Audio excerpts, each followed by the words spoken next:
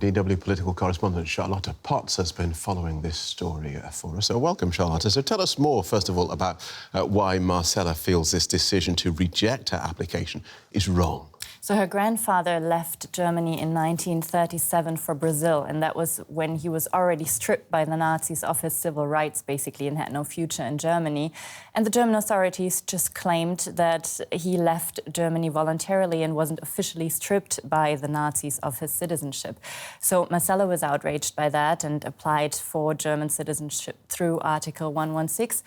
And got rejected, and she still believes that she has a right because her ancestors have suffered under the Nazi regime. A lot of her ancestors have died in the Holocaust, so she believes she has a right to German citizenship. It does seem extraordinary. And clearly she is not the only one. There is this 116 initiative going on.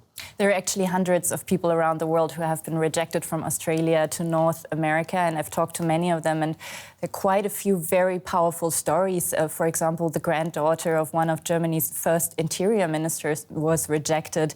An elderly man who was born in 1938 in Berlin was rejected for many different reasons, and the group collected all these stories and had a first success when they lobbied with the German government. The German government last year passed a couple of decrees that should ease the way for German citizenship for those descendants. But there are still exceptions, there are still a lot of bureaucratic hurdles, and I think many of the descendants that I've talked to over the past months have told me that they just want to be acknowledged, that they want that respect from the German government, and that they want their stories to be heard and seen. And they want this right for German citizenship to be enshrined in the German law.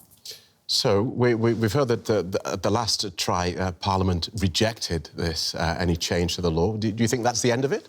They did, very surprisingly so, because, of course, Germany carries a historic responsibility with this. I think down the line, the German government will have to think about more changes to the law in this regard, and the Left and the Green Party are lobbying for this at this point, but, of course, they are not part of the government.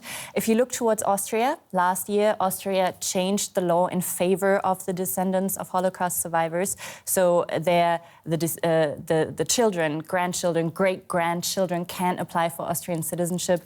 And I think Germany will look towards that down the line to change the law here also. OK. Charlotte Potts, thank you.